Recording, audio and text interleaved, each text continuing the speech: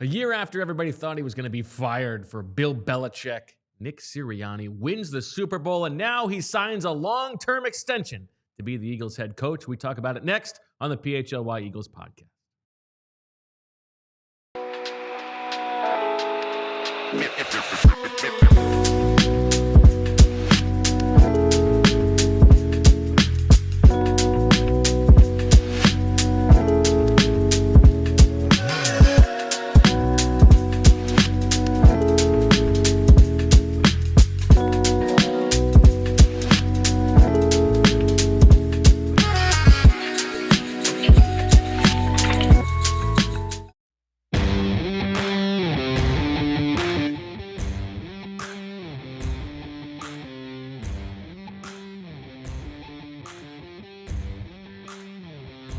Hello, everybody, and welcome to the PHLY Eagles podcast on a beautiful Monday. Bo Wulf, Zach Berman in studio, and an atypically newsy Monday for the Philadelphia Eagles in late May. How you doing, Zach? Doing well. Excited for the show. You're right. We had a whole different show planned today. Was doing prep work, and It was going to be very nudity heavy. it was not and going to be nudity heavy. We're going to have to take that back and postpone that episode. Well, if it's the nudity heavy one, will never happen. But this was good. This was going to be a fun one about the roster. This is much better. I love a good newsy Monday. All right. Not a nudie Monday, a newsy Monday. And the news is that Nick Sirianni signed to a long-term extension with the Philadelphia Eagles. We are going to talk about that from all angles on this episode. But before we do that, there's another piece of news that we should talk about, Zach. A new addition from an old addition to the front office. Yeah, well said. So Joe Douglas, I could have said it better. former Jets general manager, who was with the Eagles from 2016 to 2019, I believe, or 2016, 2018. Yes. Through the 18 season, left at 19. He is returning to the organization. It's from what I hear, it's a senior scouting role, senior executive role. Don't have the exact terminology yet. We're expecting a handful of changes in the front office. We've already seen two people already. leave. Exactly. So, but Joe Douglas is someone who is respected in the building, was a big part of putting the 2017 Super Bowl team together. Goes on to the Jets, had mixed time there. Did not end well. And Yeah, I think you could say it didn't go very well. no, did not go well, mostly because of the quarterback situation. Yes. Right? Drafts Zach Wilson, number 2, doesn't work out. Signs Aaron Rodgers, doesn't work out. Yeah. Made some good draft picks in there and built a team that was solid, but was certainly not what he was brought there to do. So he comes back to the Eagles and provides a senior voice under Howie Roseman. And Howie likes to have usually somebody in the front office who has that level of experience. I wonder if Dave Caldwell, who's in the Eagles front office, is going to go elsewhere. Think that's possible? Yeah, well, that's like the Dave Caldwell role, right? Right. He has Dave Caldwell, Matt Russell. Dave Caldwell is a former GM. Yeah. And so I am curious how this all shakes out. If it's, I heard people speculating the Anthony Patch thing. I don't anticipate that. I think Nick's kind of graduated. Joe has kind of graduated beyond that role, but we'll see what it is. My guess is it's kind of overseeing, adding a senior voice and not necessarily like, running the show per se. Your understanding of how he and Howie worked together when Joe was here. Yeah, he was important for Howie. Howie identified him at, he came up with the Ravens, was with the Bears for a year or two. Howie tried hiring him a few times, finally brings him in. He was Howie's number 2. The Eagles went so far as to adopt his scouting, his grading system, right? He really ran the scouting staff. Now, the roles have kind of morphed since then, but yeah, it has changed quite a bit. All right, I have a trivia question for you. Yes. Can you name, Zach Berman, the 6 players on the Eagles' current roster who were acquired or drafted at some point in their careers by a team run by by a team that Joe Douglas was working for? So the 6 players that were acquired by a team that Joe Douglas was working for. Okay. So Dallas Goedert. Correct. I know that. Matt Pryor. I know that. Correct. So we nailed that class. The 2017 draft class, the Eagles don't have any players remaining from that group. Although you have a sly smile on your face. That's true. They have undrafted players from that group. No. So let's look at the Jets. he acquired Reddick. Let me see here. I need to go through the depth chart. This probably isn't good podcasting. Oh, What? the mouse. Oh, jeez. That's the first time I've seen the mouse in the flesh. Oh. Yeah. It's good. It's now, except instead when the exciting mics are this here. is not good. It means they're getting more bold. No, it's but I'm 2 saying- o'clock in the afternoon. The office is full, and there's a mouse just running around. Yeah, on but the as everyone floor. saw last week, we have Reed Blankenship and Cooper DeJean film their show here. Yeah. So you don't want that running across when the exciting mics are on, right? Well, the exciting mice might be interested. True. So I for the sake of time, I pulled up the depth chart At least here, there's just one this time. and Ugh, disgusting. this is a good question. So no running backs. Okay. Among I'll tell you, you're missing a member of the 2018 draft class. Mailata. Yes. Yes. So yeah, of course, yes. Mailata. And then sorry, we got a text a few minutes ago that was distracting me, as you know. Bryce Hall. Bryce Huff. I'm sorry, Bryce Huff. You are distracted. I am distracted. Sorry. Bryce Dallas Howard. Bryce Huff. And yeah, help me out for the rest here. Well, they're both specialists. Okay, Jake Elliott Yes. and Braden Mann was drafted by the Jets. There you Okay. go. Beautiful. What a great trivia question. There you go. Well done. All right. You like Joe? Are you more distracted by the text you just got or the mouse? Oh, the text I just got. The mice doesn't distract me. But the text is not. I mean, you saw the information, and that's all you need to know. Well, it's processing the schedule in my mind, Okay. right? So we're going to be having a chance to hopefully talk to some players here in the next few days, and so I was processing the schedule in my mind. But now that I've done that, no, the mice do not distract me whatsoever. Whatsoever. I don't believe you.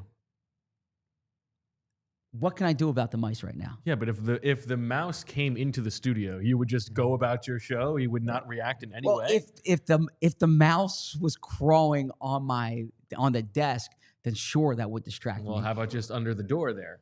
Wouldn't distract me. I don't believe you. You're lying. I am not lying. If I felt it, You on are my lying. phone. You are easily distracted. I think a mouse in here would definitely distract you. Okay. For the sake of conversation, sure, the mouse would distract me. The head coach is staying with the Eagles, but I'm curious your thoughts on Joe Douglas. Yeah, this is a classic Howie Roseman thing to do. First of all, the familiarity. Yep. Second of all, bringing in somebody who's been around the league and has made these kinds of high power decisions, whose scouting eye he already knows. Makes total sense. Yeah, Joe, when the Eagles brought him in 2017, Jeffrey Lurie said that offseason it was the most significant addition that they made. Or the 2016 offseason, that is. Yes. Had a chance to spend a good amount of time with Joe when he was here, did a big feature on him, spoke to him quite a bit, respect his football mind, respecting his acting chops. Do you know he was in The Replacements? That's right. I forgot about that. Yes. So the scene where Shane Falco Sugar Shane gets his car flipped over. One of the people flipping over the car was a young Joe Douglas. He had just graduated from Richmond.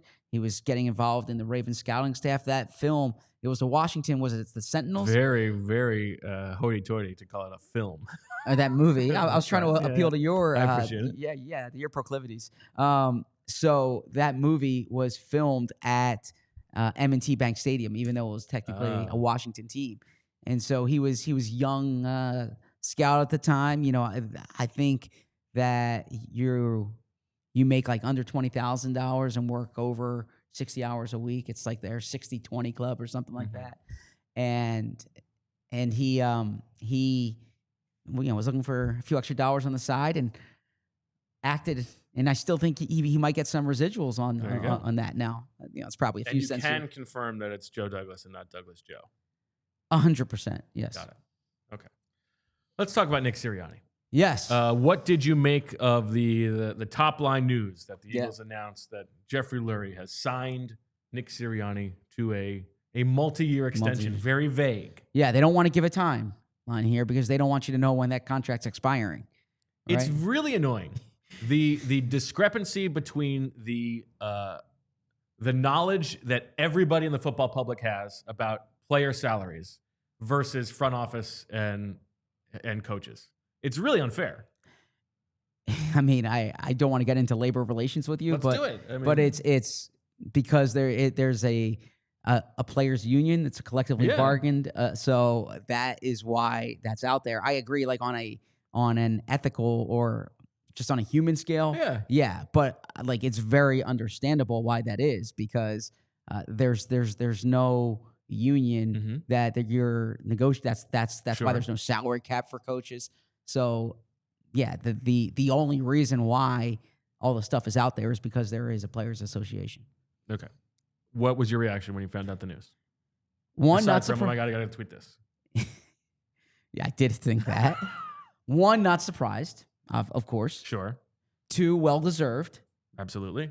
And three, without knowing, like you said, what the finances are, where it stacks up with the top coaches in the league, should be viewed as validation for him. I don't think it means like Nick Sirianni's the coach here for the next decade. You know, if something were to happen and the Eagles wanted to move off of Nick Sirianni, they could. But the point is, this is a merited contract extension.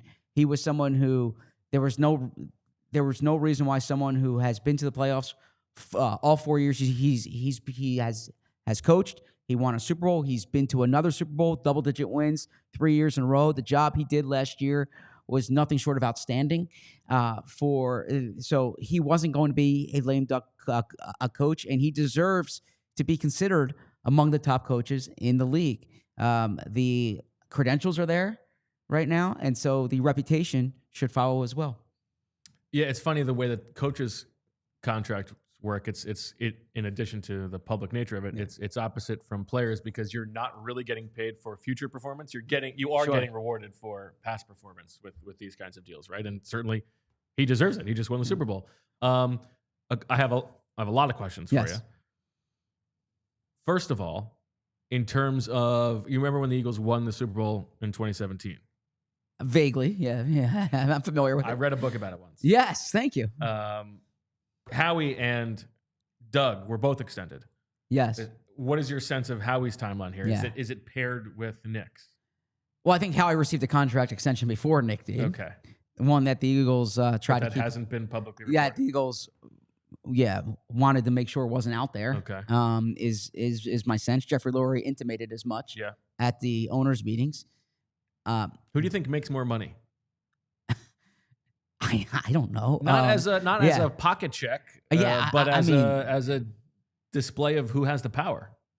I mean, it's different because you're paying relative to everybody else in the league at those. I mean, I know I would imagine that Howie Roseman makes more money than Nick Sirianni. I know the coaches market pays better than the GM market. Right.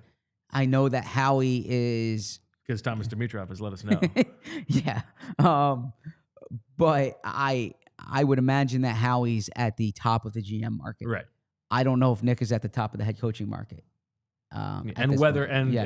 So money aside, we know what the power dynamic is there. Yeah, but I need to imagine that there is a major correction in where Nick ranks among coaches right now with this deal. Well, this is like the zeitgeist conversation at the moment. It's this part of the NFL calendar where people are ranking NFL head coaches.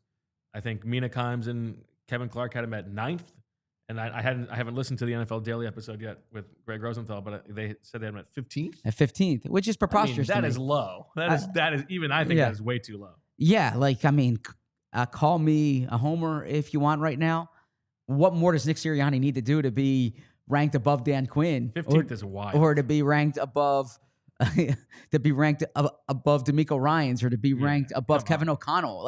Nick Sirianni's he's been to the Super Bowl twice in 4 years. So I'm not quite sure what more Nick needs to do. One thing that there are separate conversations, right? One is that if you are parsing Nick Sirianni's impact on what makes the Eagles so good, it's probably fair to say that he's not the most important person in the building. Yeah. I think actually that'll be a fun conversation to have later in this episode. But he is. I mean, he is obviously the right coach for this team. And again, he might not be the right coach for every team, but he is. We can't just put his wins and loss record out there and say that that's the final, the be all end all. But it is the third best record in since the merger of any head coach. Yeah. Right? Behind John Madden and George Allen. And more importantly, we've talked about it. They have overperformed their preseason win-loss, their Vegas prediction all 4 years. So it's not just that he inherited this great roster and has nothing to do. They're outperforming it every single year. You're absolutely right. And it's something we've discussed on air. We've discussed off air. It's something that, to be candid, I've discussed with Nick Sirianni before, is there's this idea that I think people have of what a head coach is supposed to look like and sound like and act like. And Nick does not fit within that prototype or those confines.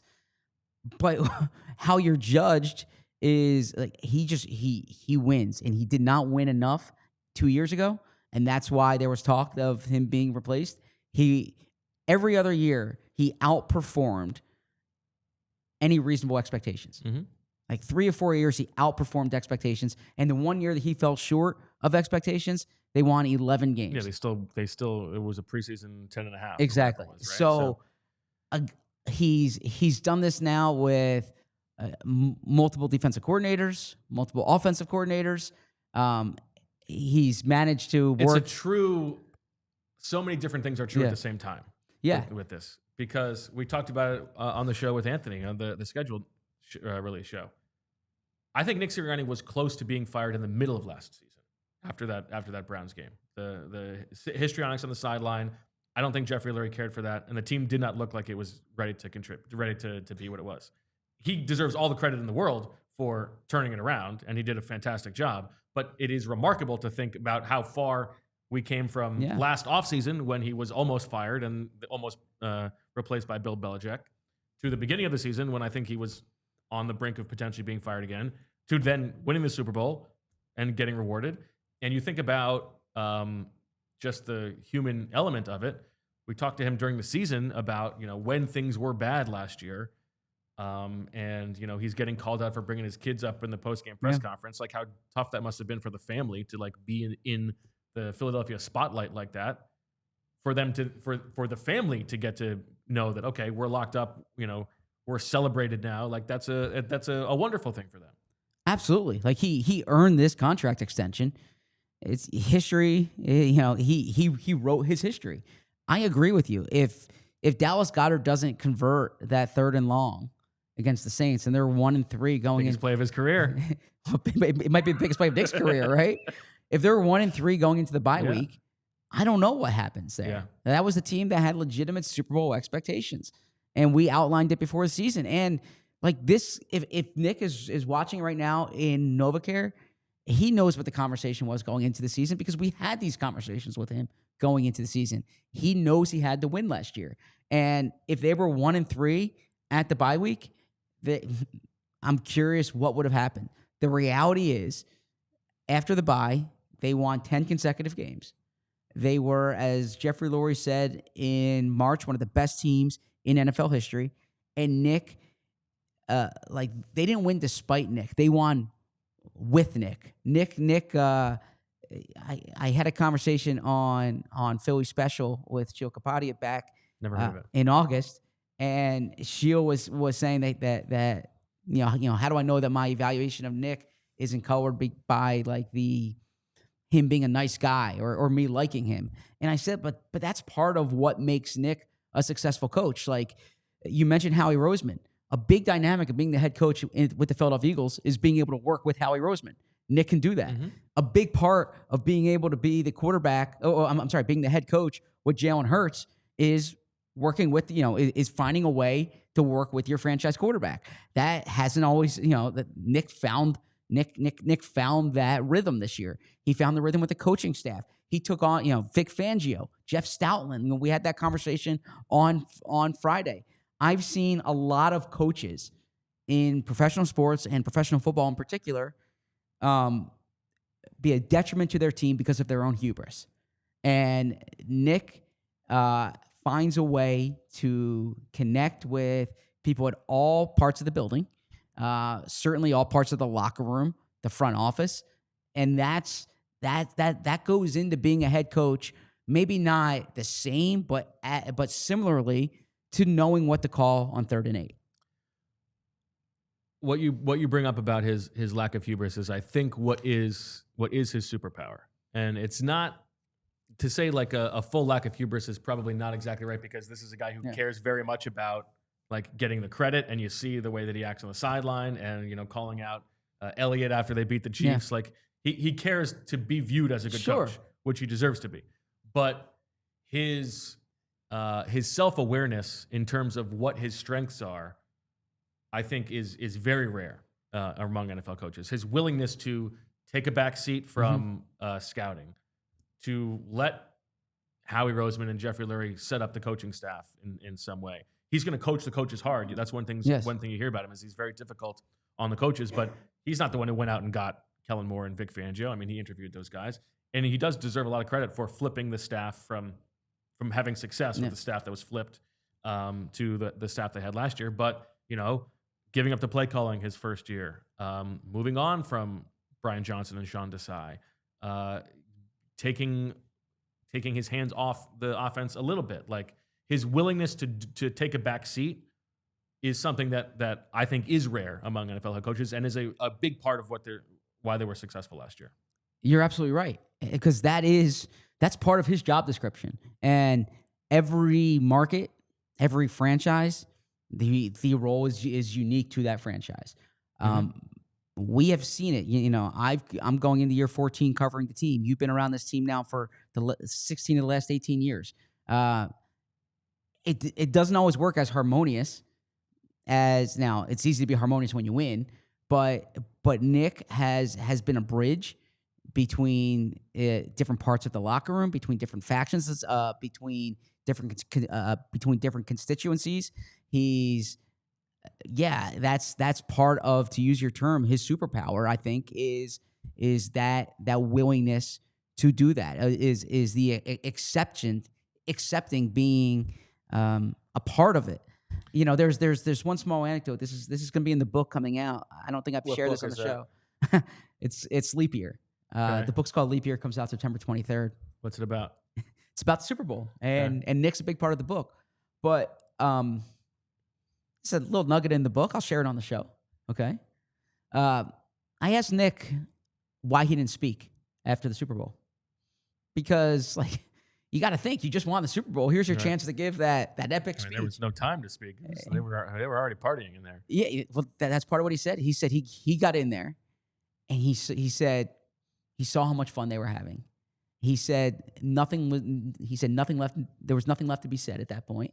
And he said part of being a coach is knowing when to talk and when not to talk. And if you want to kind of play amateur psychologist here, there's a lot of people, I think, who would make that moment about them.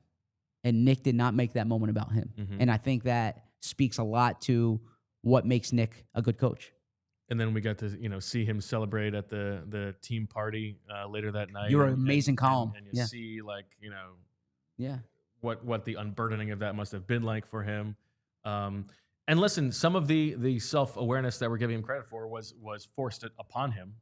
He was chastened into taking a backseat on offense last offseason at Jeffrey Lurie's behest. Yeah. But that's a skill too. Taking harsh feedback. You're absolutely right. Is a skill, and he was able to handle that. And so, let's settle ourselves and let's figure out where we think he ranks among the NFL head coaches. Okay. After this break, and then after that, I want to figure out where you think he ranks in importance to people in the for the Eagles in the Novacare complex. He's behind Jeffrey Lurie. He's probably behind Howie Roseman. How many players would you put ahead of Nick Sirianni? We'll figure that out later in the episode as well. All of that right after this.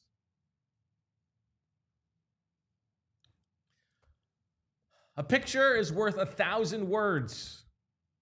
That's where Art of Words comes in. Our friend, the local Philly artist. Each piece is made entirely from handwritten words, like every eagle forming a link and every Philly shaping Citizens Bank Park. It's not just sports, though.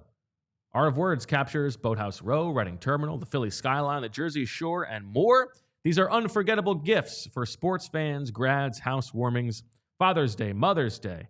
He started selling art at the K-Lot and Rice's Flea Market and credits Philly fans for launching his career. Art of Words has stuff available for dozens of teams and cities as well. There's something for everyone. These pieces are total conversation starters. You'll spot a name, then another, and soon everyone's reliving their favorite sports memories. Art of Words has been featured on The Today Show, ESPN, and TED Talks. Check it out at artofwords.com. That's artofwords.com, and use code PHLY at checkout for 15% off your purchase. This is the big one. Listen up. We're talking about the Memorial Day sale at Ashley, South Jersey, and Philadelphia. Save $100 off every $1,000 you spend. That's incredible. You spend $1,000, you're really only spending $900. Plus, amazing savings on beautiful outdoor furniture. This time of year, you like to kick back with your family, your friends, outside. You get that beautiful outdoor furniture. But you know what? Maybe you're not ready to pay for it all right now. 60 months of special financing, okay? Have all your furniture delivered locally, free of charge, which is another huge thing. I never like it when I have my eye on something and I'm ready to buy it, and then you see the shipping and you're like, whoa, that's half the item right there. No, not with Ashley. Plus, with your qualifying purchase, get a free gift. Save on top brand mattresses and get free local delivery, setup, and removal. They'll remove your old mattress for you. How about that? At Ashley, South Jersey, and Philadelphia. Financing with approved credit. Minimum purchase required. Some exclusions may apply. See store for details. And of course, thank you to TrueMark for being the presenting sponsor of this episode. We love our friends at TrueMark. Okay, let's do it. Now, do you want to do this as head coach for the Eagles or head coach for team unnamed? Good question. Because it's a huge difference. Yeah, probably. I don't know. What do you think? Because some of these coaches, I don't know if they would survive in this environment with the role that Howie, with Howie having such a big role with maybe what this media market is. It's a good question. I guess maybe we sort of split the difference. You're just ranking the head coaches. So if you had a head coach draft, which is essentially what Greg Rosenthal had. Okay. Because the reality is this: some of these head coaches, you're like, give me this guy, and I'll change other things to make sure I have him in my building. Right. Well, it depends on the structure of your organization, sure, and probably your roster as well. But let's figure it out. Okay. Let's start in the NFC East. Okay. Dan Quinn. No. And I like Washington. I like Dan Quinn, but no. You were famously high on that coaching staff. You were ahead of the game there. Yeah. Last offseason. Brian Schottenheimer. Definitely not. Brian Daboll. Definitely not. Okay. So I like this better. This is a would you rather. Yeah. Yeah. Okay. Yeah. This is a better way of doing it. Dan Campbell.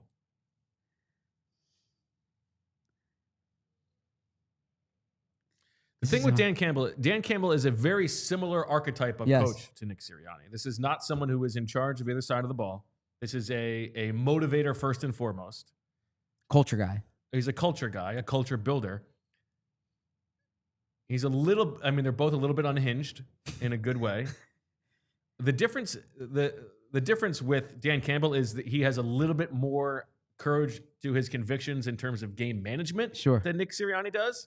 But Nick Sirianni obviously has a much better track record. Yeah. I'm going Nick Sirianni. Yeah, I think most people would go Dan Campbell. Sure. I could be convinced to go Dan Campbell.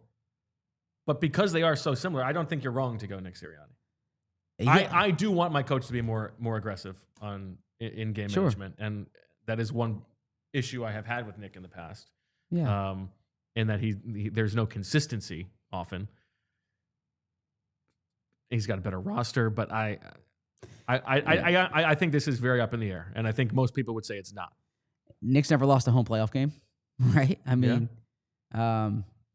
Nick. Now, the Eagles had more than the Lions did, but Nick, the arc of the Lions' success is more improbable. Sure, But similarly to, it's interesting that Howie gets all the credit here, but Brad Holmes doesn't get as much of the credit in Detroit. I think Brad Holmes has done a terrific job building that roster. I mean, that roster is loaded. I'm going Nick over Dan Campbell. All right. So I'm going to say, I think reasonable minds could disagree there. So we'll have two rankings. We'll have the Zach ranking and then like what I think is a reasonable one. What about the Bo ranking? Yeah. I don't know. I guess I would take Campbell, but I don't feel great about it. I think it's okay. Now, Kevin O'Connell, who, as far as the national media is concerned, might as well be Vince Lombardi. So I'm really impressed with Kevin O'Connell. Part of what impresses me with Kevin O'Connell is he's done it with different quarterbacks, right? So it shows that he's, it's part of what we said makes Howie such a good GM is that a lot of these multiple Super Bowl winning GMs, they've had the same quarterback, the same coach. Like Howie's done it with different versions. Kevin O'Connell has done it with different versions here. But again, like, not to be a rings guy, but postseason matters too. And Nick's had more success. Like Nick's won tough playoff games. Again, Kevin O'Connell's Nick's never lost at home in the playoffs. He's tall and he has a chiseled jaw. Well, there is a big thing in presidential politics about like how Here we go. No, how height is something that like height really matters when people have this idea of what a leader's supposed to be like, and it's and so a tall candidate. How short-sighted though of the general public, because that just means the guy's going to die sooner. well, no, because it really came into effect more since the advent of television. There was a period of time where people didn't see their leaders, right? And so, but no, yeah, Kevin O'Connell might fit within that prototype of being a head coach. Now he's also had tremendous success. I don't think it's just that, but a Nick's won in the postseason. So you take Nick. I'm taking Nick. I would take Nick too. Okay. Matt LaFleur. I'm taking Nick. I know this is one you probably go LaFleur. I can see you being a LaFleur guy. Probably go LaFleur, but not strongly. Okay. A little bit too manicured, the facial hair. You don't like the manicured facial hair? Too manicured, yeah. Okay. I mean, either be Jason Peters with just perfection, or just let it be a little rough around the edges. Okay. Too manicured for that did not factor into my evaluation, but okay. It should have. Ben Johnson. That's why there's two hosts on the show, right? Or a co-host and a host, I should say. Ben Johnson. Nick Sirianni, definitely over Ben Johnson. Yeah. Ben Johnson hasn't won a game yet. I agree. Okay. Todd Bowles from last year. Yeah, I like Todd. I was talking to someone this weekend about Michael Kendricks. Had some good Michael Kendricks stories for me. Okay. But Nick Sirianni. Who were you talking to? Eric Kendricks? No. I was talking to a barber who knew Todd, who knew Michael Kendricks. Oh. Yes. Did he get stock advice from Michael? No, he did not. Okay. Yes. Okay. Who's the Falcons head coach? Raheem Morris. I am going Nick over Raheem Morris. Yeah. You can't find a way to maximize Kyle Pitts, then Dave Canales. Nick Sirianni. Kellen Moore. Nick Sirianni. Sean McVay. Yeah. Okay. I mean, Sean McVay, he's won a Super Bowl, right? He's reinvented his team. I think he has a real good command in the locker room. He has a real good command on the sideline. So I'm giving Sean McVay the edge here. Kyle Shanahan. This is a tough one here. I think I like Shanahan more than you do. You do. But I'm going Nick Sirianni. Loves to get his players injured. You're going Sirianni over Shanahan. Yeah, you know which surprises me. That one I didn't think was coming. No. I don't think Kyle Shanahan loves to get his players injured. He does. He has a kink for it. It's like Howie with former first-round picks. I don't think he has a kink for it. He does. Then he gets to prove that he's overcoming. It's a whole But this is my point here. This is why I hesitated and I went with Sirianni. Kyle Shanahan has had loaded rosters too. So you can't hold Nick Sirianni's roster against him. And then now that's true. Now Kyle Shanahan took the last pick in the draft and made him into a 250. You know, help make him to a $255 million. The difference is Kyle Shanahan is also architecting the offense. Sure, that is true. Like that matters. But Kyle Shanahan, as you've pointed out to me, has an alarming number of losing seasons. Yeah, that's a Dana's pet, pet project. So I really like Kyle Shanahan. I think he's one of the best coaches in the league. But I've seen enough from Nick Sirianni to go with Nick. He's also a coward in game management. Okay. Jonathan Gannon. You go Gannon. I'm not going Jonathan Gannon. I'm going Nick Sirianni. I saw Jonathan Gannon at, I didn't see him personally, our PHNX crew. Okay. Our PHNX crew did a great job at Kyler Murray's softball tournament. And Jonathan Gannon was there, and Jonathan Gannon agreed to do the interview. I got to tell you, Nick Sirianni, Jason Kidd right now is in the DLLS studios. Jonathan Gannon basically hangs out with the PHNX crew all the time. Like, let's especially if you're going to rank him like the second best head coach in football. Oh, well, we're not finished, but yeah. Okay. I'd go Nick Sirianni over Jonathan Gannon. Mike McDonald. Nick Sirianni. Sean McDermott. Oh, this is a good one here. I'm probably going McDermott. McDermott's had more sustained success. Really? Yeah. Although no, Nick's has. I'm surprised you go McDermott over Shanahan. Good for you. That's a little bit outside group think. I appreciate that. Yeah, McDermott. You can go McDermott. I mean, McDermott's track record is awesome. I'm looking at this here, like 13-4, 11-6, 13-3, 11-6, 13-3. So you're just counting wins. He's had the he's lost to Kansas City 4 or 5 times in the playoffs. That's the challenging thing. Like, you know, I mean, my number one's gonna be Andy Reid. Sirianni's 1-1 against the Chiefs in the playoffs. Yeah, my number one's gonna be Andy Reid. I think Sean McDermott's a really good coach. This is a tough one here. I would really need to think about it, but to be a head coach for 9 years and have double-digit wins in 6 of those seasons, 13 wins 3 times. Although Nick's done it twice in 4 years. Yeah, you know what? This is a push. You can't do a push. I can't do a push. You got to pick one. All right, I'll go Nick here. You'll go Nick? Yeah. Wow. I'm going with the Super Bowl here. Okay. But it is. I do think if Sean McDermott was in the NFC, he would be coaching in Super Bowls by now, multiple. Depends on who his quarterback is. Well, if there was like realignment and you put the Bills in the NFC, he's had the misfortune. So but a lot of your ranking seems to be also connected to the quarterback. To a certain extent. Okay. A guy like Sean McDermott, first off, he made the postseason in 2017 without Josh Allen. Sure. Okay. Mike McDaniels. Nick Sirianni. Mike Vrabel. Nick Sirianni. Aaron Glenn. By the way, I saw a stat that the Patriots are favored in like 12 of 17 games this year. Am I missing something on the Patriots? No. Okay, thank you. Aaron Glenn, Nick Sirianni. Mike Tomlin. Oof. This is hard. I'm a Mike T guy. The standard is the standard. But the standard hasn't reached the standard in recent years. And if the standard simply having a winning record, that's not enough. But Mike Tomlin is a good coach. This is where if I was on Who Wants to Be a Millionaire, you do the phone, you do the ask the audience, right? I'm going Mike Tomlin. Okay. John Harbaugh. Definitely John Harbaugh here. Okay. Kevin Stefanski. Nick Sirianni. Zach Taylor. Nick Sirianni.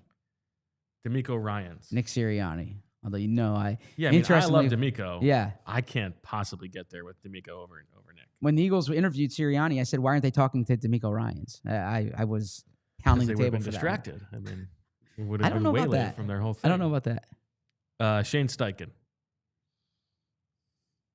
Nick Sirianni, of course. Sorry, you really paused on that. I know. I got a text from somebody. So Brian Callahan. Nick Sirianni. What's the guy with the Jags now? The guy with the Jags now, Liam Cohen. With the dumb face. He's the what face? Dumb face. What makes his face dumb? Well, he looks dumb. That's what they do. Duval. Gosh, I don't know if he has a dumb face. I'm going Nick Sirianni here. Andy Reid. Andy Reid, for sure. Jim Harbaugh. I'm going Jim Harbaugh. Really? Yeah, I mean, I factor in what he did with the Niners.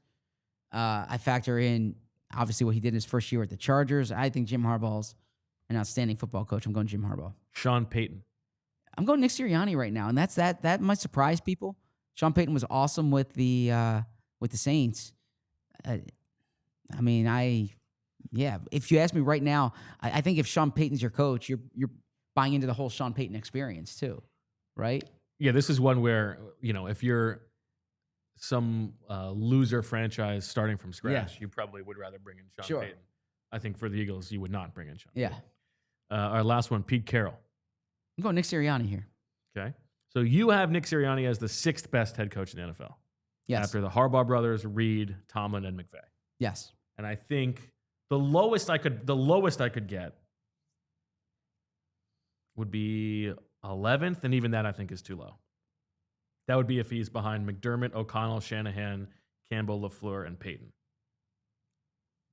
You could get there, but to go any lower than that, I think is kind of wild. Agreed. I don't think Nick gets the credit he deserves, because I think that there is a there is a bias about how coaches are supposed to look and talk and act, and Nick is atypical in that regard, but it works for him. I vividly remember being in the passenger seat of Tom Langworthy's car driving through Jamestown, New York, and Tom telling me, Tom Langworthy, by the way, is Nick Sirianni's close friend from growing up. Okay, that's important to the story. Sorry, and the audience just knows him as Tom.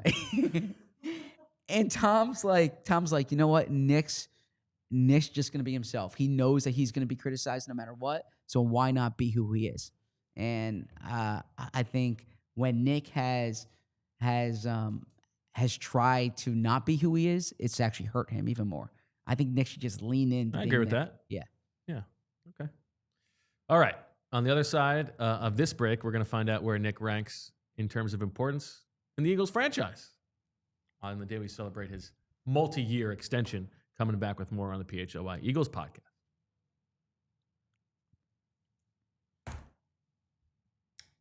Good news for the Siriannis. They can afford a whole bucket full of Pabst Lights to suck back to celebrate. Pabst Light is a new light modern beer from Pabst Brewing Company. It's only 96 calories, 3.5 carbs, and it's full of crisp and refreshing flavor. At Pabst Light, they use high-quality ingredients so you can get that high-quality beer at a smart, approachable price. It retains the fun and independent spirit Pabst is known for. It's just a little bit lighter. Learn more about the new Pabst Light at pabstlight.com. Please drink responsibly. Must be 21 or older. Julia, did you get coffee this morning? At a store? Or, no, you made your own? Good, smart. Bo, how about you? Made my own. You made your own. Good. Okay. Well, some people have that daily coffee habit where they go to the coffee shop and they don't realize until the end of the month when they're paying their credit card how much they spent. And it's like, wow, look at that. Or you know what? They sign up for a subscription service to watch one show and then they get a discounted rate or they forget about it. This all adds up so fast without you noticing. Rocket Money helps you. Rocket Money spots these patterns so you can do something about them and keeps more money in your pocket. With prices going up on just about everything lately, being smart with your money is not just a good idea. It is essential.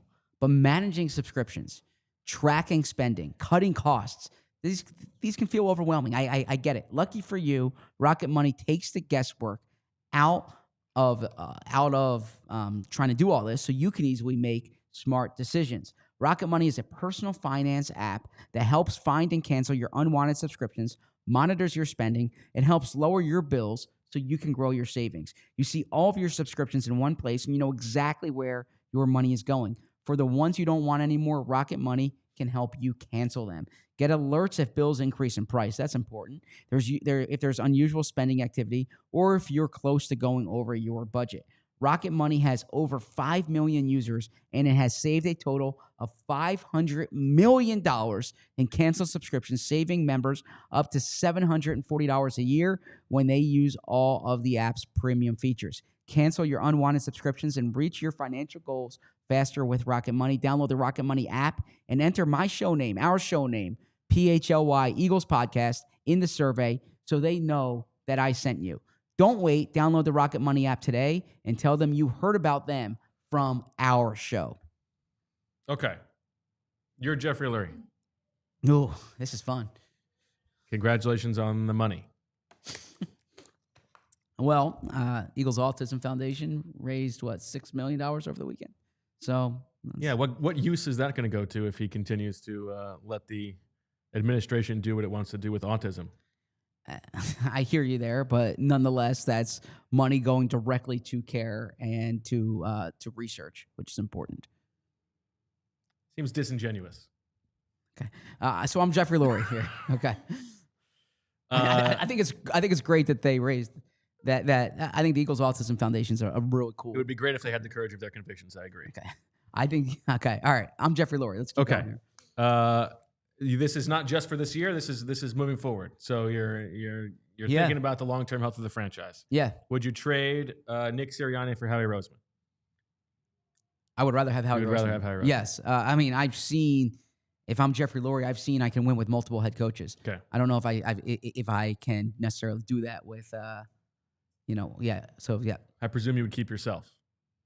Yes, yeah. I enjoy owning the team in this example. I'm not sacrificing myself for the head coach. Is there anyone else in the front office who you would keep over Nick Sirianni? No, I mean, Dom's really good at his job, but... I would bet that Jeffrey would keep Dom. Would keep Dom over Nick, don't you think? Maybe there's so much that Dom knows that you need to, just from like you want Dom on your good side, not on your bad side, right? So maybe Dom here. Okay, Dom. Okay. All right. We'll let that cover the rest of the front office. Yes. Jalen Hurts. I think it's harder to find a quarterback than a head coach. Now, that said, the difference here is that a quarterback works within the confine of a salary cap. So you're not just looking at Jalen Hurts, you're looking at Jalen Hurts. Now, with these recent contracts, by the way, he's not even one of the top 10 highest paid quarterbacks in the league anymore. I am curious if at some point in the next 12 to 18 months, Jalen's going to be like, wait, let's try to correct this. But just kind of on the surface, I think that if you have a Super Bowl winning quarterback, that's harder to find than a Super Bowl winning coach. A.J. Brown. I think that A.J. Brown is such a good player and so valuable that if there was a thing where I'm saying you can get a lot for A.J. Brown, right? So you're not just cutting A.J. Brown tomorrow. But in this example, I would rather A.J. Brown. It's harder to find. Look, and it's harder to replace. Yeah, I don't know what Nick Sirianni is getting paid, but it's less than A.J. Brown. It's less than what A.J. Brown's getting paid, and that because whether you're a wide receiver, a football coach, or a podcaster, right? You get paid by how replaceable you are, right? Mm-hmm. It's easier to find a podcast host than it is a wide receiver, and that's why wide receivers get more than podcast hosts. But it's a slippery slope here because there are players who are higher paid than Sirianni, who I don't think that you will have over him. Sure, or that are not as good at doing a podcast as you are either. Okay, Devontae Smith. I'd probably still go Devontae. Okay. Yep. I'm a players guy. You know that. Okay. Jordan Mailata. I believe players win. Yeah, Jordan Mailata. I'm going Jordan Mailata. How about Saquon Barkley? No, I'm going Nick Sirianni over Saquon here. I think I agree with you. Yeah, I think if... It's just a shorter shelf life. Exactly. And as outstanding as Saquon is, I think if you got 75% of Saquon's production, you'd be now, maybe if you got 75% of the head coach Nick is, you'd still maybe win the Super Bowl. But yeah, it is a shorter shelf life. Like the proof of concept with Nick will work longer than the proof of concept with Saquon. How about Landon Dickerson? I'm going Nick Sirianni. Just because he's a guard? Yeah, a I young guess so. building block. True. You know, That's true. Yeah. You know what? I have to be consistent. Let's go with Landon here. You would go Landon? I don't know. I think I would go Nick over Landon. All right, so I'm going to go back to Nick. Okay. Cam Jurgens. Nick. Lane Johnson. Now, the age thing factors into this too, but I'm still going Lane. Interesting. Yeah. Okay. I might go Nick there. Okay. Just because of the age. EJ Jenkins. Nick Sirianni. Jalen Carter. Jalen Carter. Yes. Jordan Davis. Nick Sirianni. Nolan Smith. Nick Sirianni. Jalix Hunt. Nick Sirianni. Zach Bong.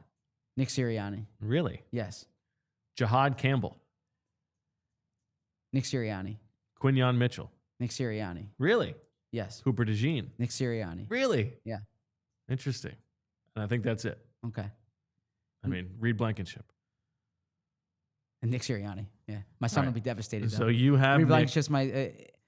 you have Nick Yeah. as 1, 2, 3, 4, 5, 6, 7, 8, the 9th or 10th, depending on Landon Dickerson, most important person in the organization. Although no, because we did this game last Friday. I hope everyone watched overtime last Friday, where I said I went Jeff Stoutland. Okay. So based on I need to be consistent. And how about I said it's harder to Yeah. the organization's shown it's been harder to replace Stoutland. and how about Vic Fangio?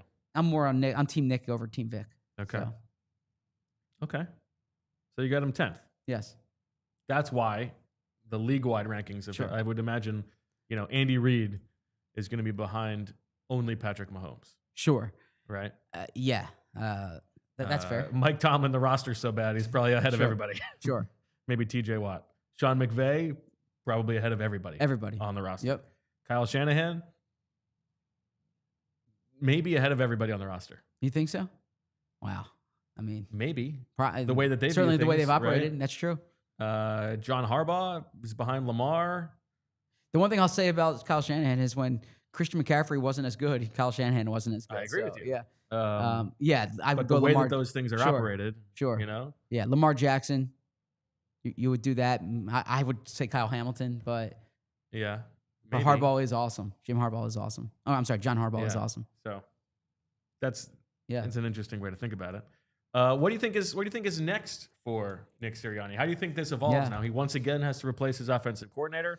Yeah. At some point, and I mean, as you have said, Vic is not as old as he gets Yeah. described as, but he might have to replace Sure. him one day. How do you feel like the next evolution of Nick Sirianni is going to come? Well, good question. So we will talk to Nick tomorrow, by the way, around 12:45. So tomorrow's show, make sure you check that out. We will be we'll be hearing from Nick Sirianni.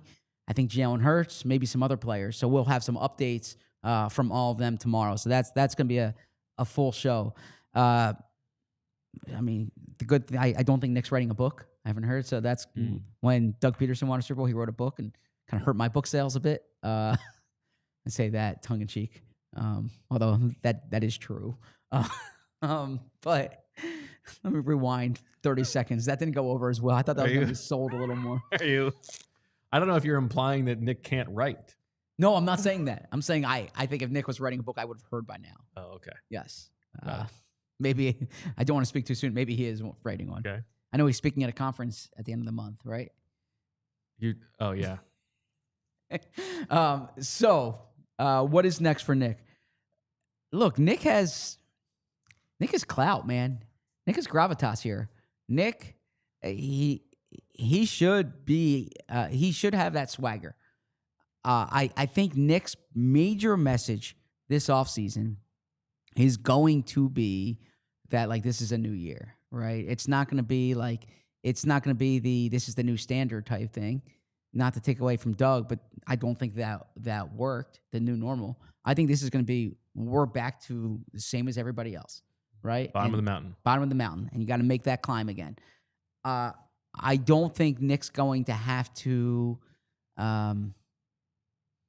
change his defensive coordinator anytime soon. I think Vic's here for, Vic's 66 years old.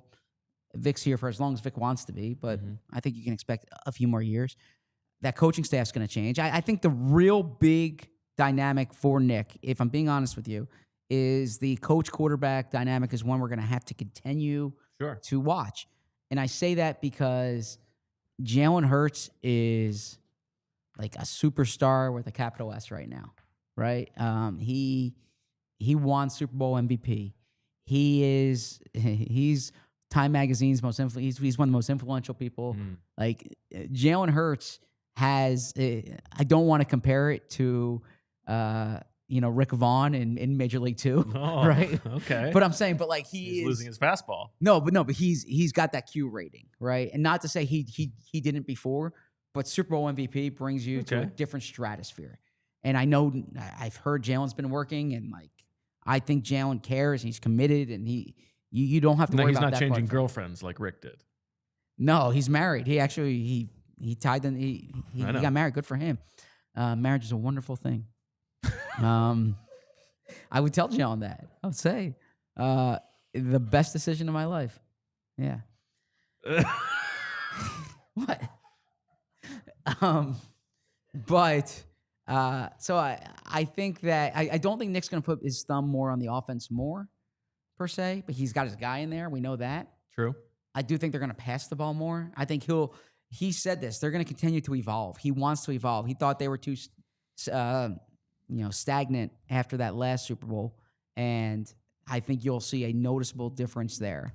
But Nick should lean into what makes Nick special. Like I've said this, with our job, you don't really know people truly, right? We talk about that.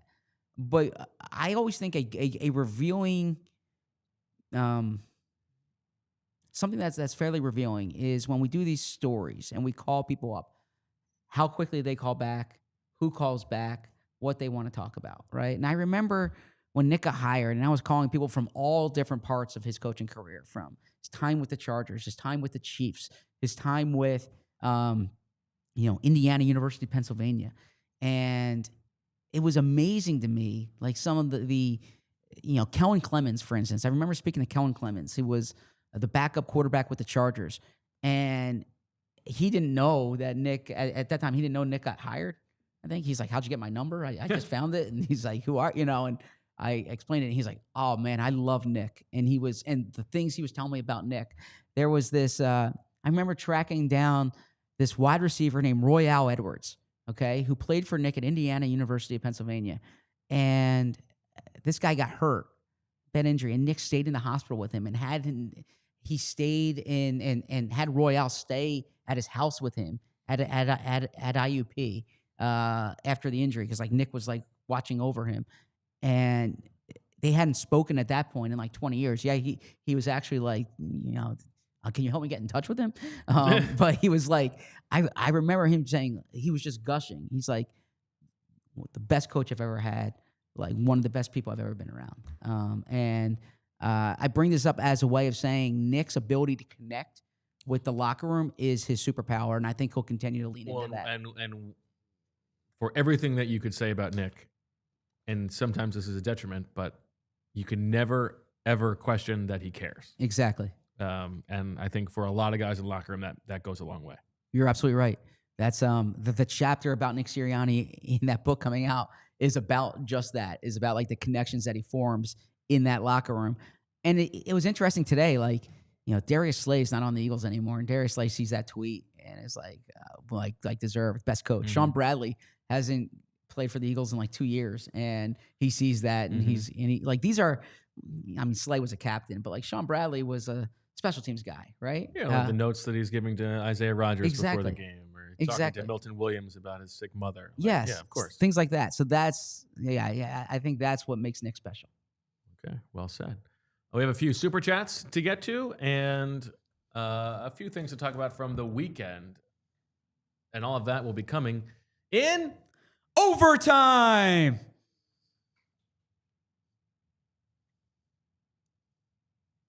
He's back, baby. That was it. That had the gusto that we needed on a Monday. All right, super chat from Steve, who says, Zach, did you mention to Howie about the international long snapper? That did not come up when Howie and I spoke. But what the hell? Yeah, but I will bring it up to Howie. This is going to revolutionize the NFL. Yeah. Maybe I want to keep it in my back pocket in case I'm a GM, although I already said it. What do you think the odds are of that happening? You know what? If you have a dream, is that your dream? Is that it's literally been a dream. Like I've dreamt Yeah. of being the general manager at one point, not Yeah. of like of a team. I would like that. I'm not. Yeah, I would like that. Interesting. Yeah. You feel like there's a pipeline there for you? No, I think I'm gonna be 40 next year.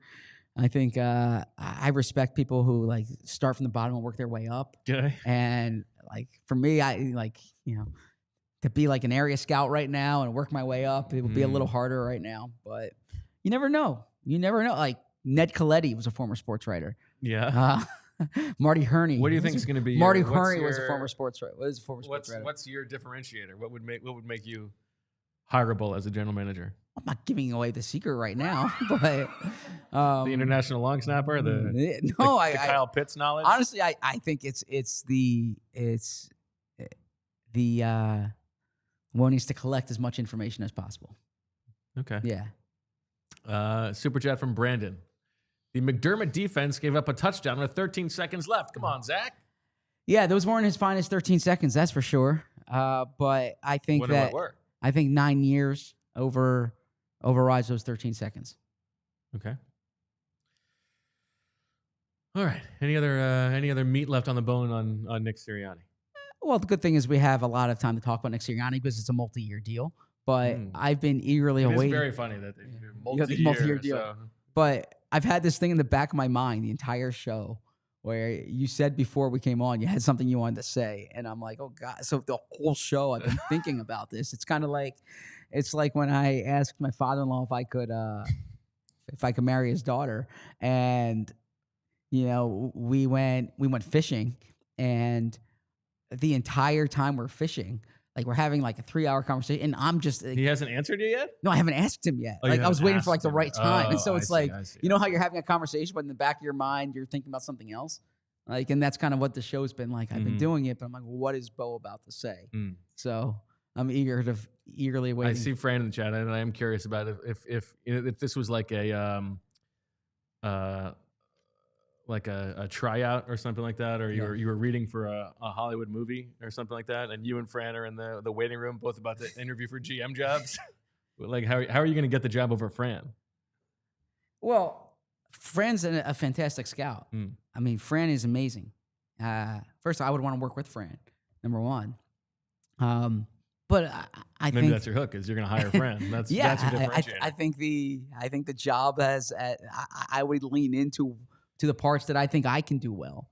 Right? Not to say that I can't scout, but I don't think my differentiator would be picking the left guard. I think my differentiator would be identifying the right people to have in the building, collecting all the information, trying to figure out where the league is going, staying on top of things, building relationships.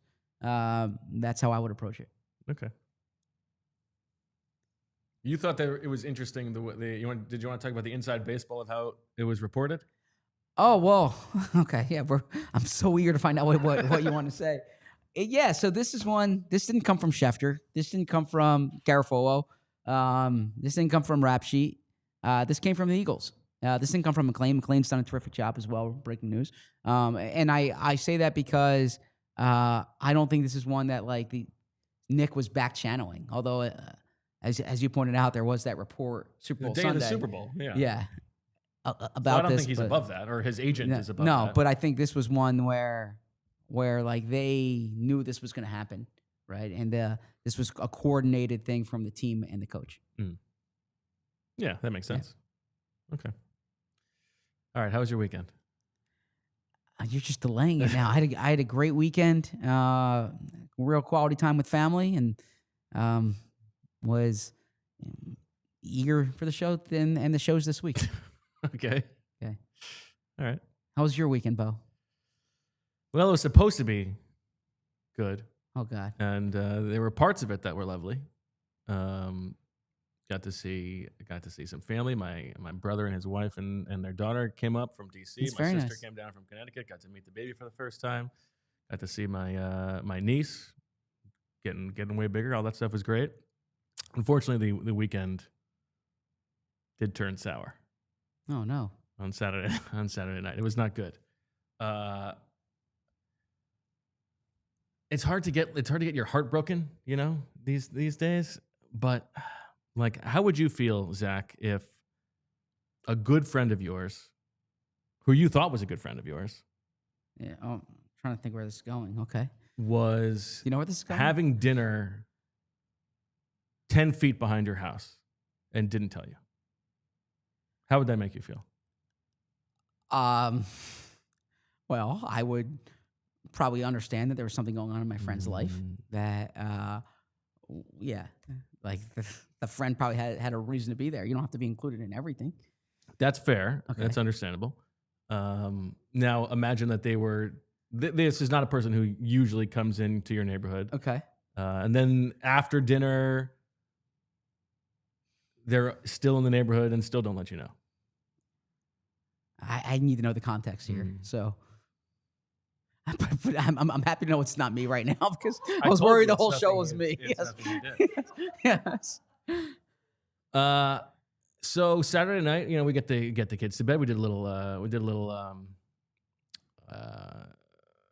little dance party Saturday night with the kids and my sister, having fun. Gets to be about 9:00, and the adults have not had a full meal, so we order some takeout from a place down the street, literally down the street. What's it called? On my block. I'm not going to tell you the name of the place. That would tell people where I live. You like to tell them every little detail about me, I'm not but you going to give them my address. Okay. Walk down the street, and as I'm approaching the bar, out as if a scene from a movie, like the timing could not have been more on point. I'm walking down, out of this door comes a bald Indian man wearing a Birds with Friends t-shirt. Mm-hmm. And there is Sheil Kapadia. Oh, that's awesome. Who was he with? Oh, is it awesome? Yeah, who's he with? Is it awesome? Who's he with? He's by himself. He had dinner. Okay. By the way, with Sean Syed. These people couldn't let me know. And there's other, I'm sure there were other people at the dinner. I don't know who they were. I'm sure it was probably Christian Ellis and Dylan McMahon and other people who mean a lot to me. And he comes to tell me that he was having dinner directly behind my house. He knows where I live. Okay. And you know what? That hurt. This has been an imbalanced friendship for a while. I made the point about the movie recommendations. He doesn't give me credit. I know him better than anybody. Okay. So that hurt. But you know what? I'm a big boy. I can get over it. Mm-hmm. So it wasn't a date night. Okay, because I would understand. No. Okay. He's there with a friend. It was there with a friend. Yeah. So all right. So that's different context. Let me know. You could have sent a text like, I know it's unlikely.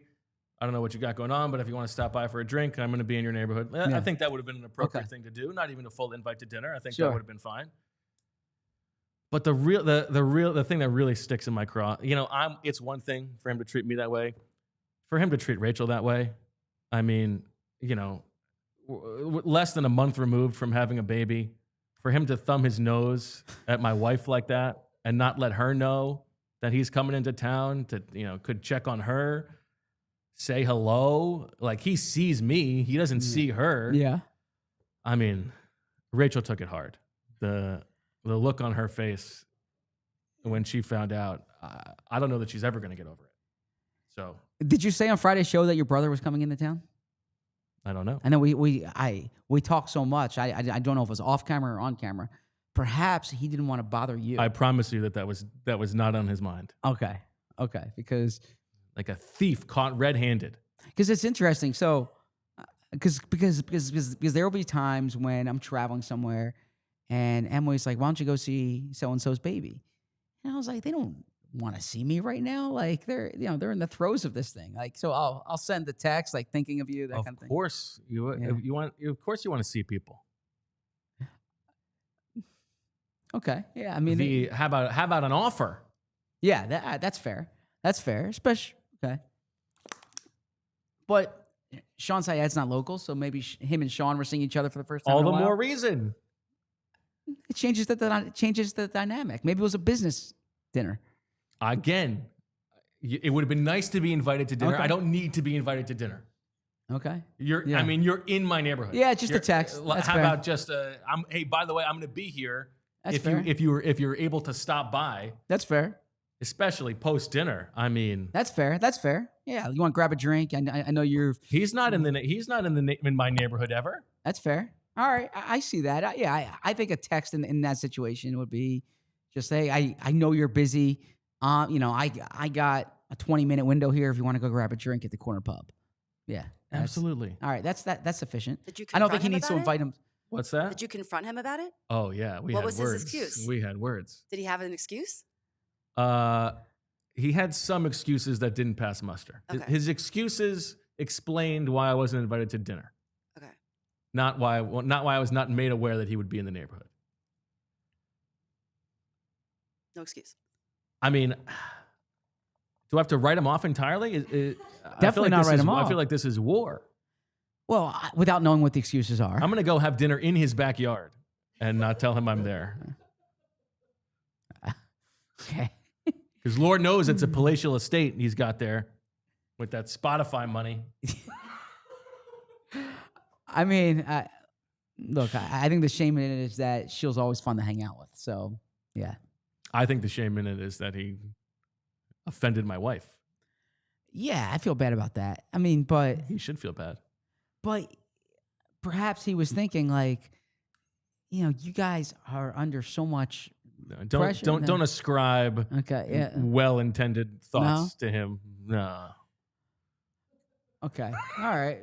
I do remember when I was in, the throes of like the baby's a few weeks old, right? Anytime when like I could just get some sleep or like just have some downtime with Emily, that's what I want. Like I wasn't looking for a social epicenter at that point. Again. It's not about the actual, invite. Sure. You just want to hear from him. That's fair. That's fair. It's very easy to send a text in that spot. Just say, hey, I'm in such and such neighborhood.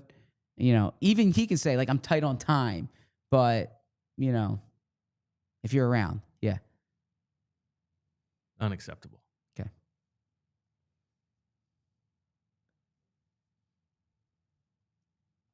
So, okay. Yeah.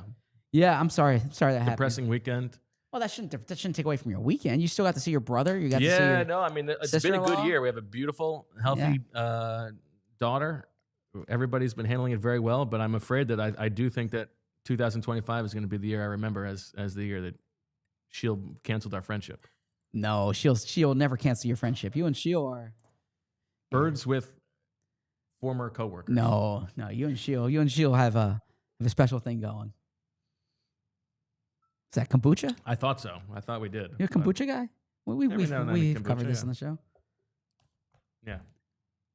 All right. That's all right, Zach. I still love you. I appreciate it. I know you wouldn't do that to me. I would. Uh-oh. No. Julie, I know you wouldn't do that to me. No. I wouldn't do that to you. But I got to say, when I'm in your neighborhood, I'm not like, now, typically, if I was in your neighborhood free, I'd be like, hey, by the way, I'm around. But like, if Emily and I were on a date in your neighborhood, I wouldn't be like. I think that's a little different. Yeah. Okay. Yeah. So that's what I'm saying. There's some good. By the way, it goes without saying, Sean Sight is never invited on the show again. I was gonna say there's some great restaurants around you. I was like, do I have to text Bo every time I'm around his house? Perfect example. Yeah. Maybe 2 months ago, Jamie and his family. Yeah. He and his wife and his girls were in the neighborhood, and he shot me a text. He said, "Hey, I'm at the I'm going to be at the bar near your house for the next hour. If you happen to if you're able to stop by for a drink, that would be great." Okay. Totally appropriate. Okay. Went by, had a drink with him. Yeah. I know for a fact my wife will be on your side. Emily will be on your side on this. She's very much. Emily knows ball. Yeah. Chad is on your side too. Yeah. She is always into like the let's get together with them. And I'm always like, you don't want that. Like, am I not enough? No, that's what. Like, how about just you and me? Yeah. So there you go. Tough year. Tough life. It's not a tough life, but great show or fun show today. Great show coming tomorrow. We get to hear from Nick Sirianni, new on this multi-year deal. I hope Nick shows up tomorrow like like one of those wrestling heels who like he's all of a sudden he's pimped out. He's got like slicked back hair. He's wearing like he's doing the Rick Vaughn movie too. He's got like a big suit. Yeah, he's got a nice fat Rolex or something like that. Yeah, Ben McAdoo in year 3. Is that right? Yeah, that'd be very funny. That and then we have Jalen Hurts, superstar, capital S. I don't know why I said that, but he said it twice now. Yeah. No, I don't know why I said it the first time. Okay, yeah. And then other players. What do you think of what are your big questions for Jalen Hurts? Good question. I think about that. How was the wedding? Hope you're focused on being married, not getting married. Yeah. You'll hear about this offseason. Do you think the White House is interesting? I'm curious. Do you think? I think it's fascinating. I don't think he's going to answer it, but he's going to get asked it. Do you think there's any chance that he explains it? He'll do his thing where he laughs, looks aside. Next question. That's what he'll do. What he did when he was asked at that red carpet. Yes, exactly. Essentially. Exactly. Okay. Do you think he'll answer about the Met Gala? I didn't even think about that. What's the Met Gala question? What happens inside the Met Gala? Teaser. I found out what happens inside the Met Gala.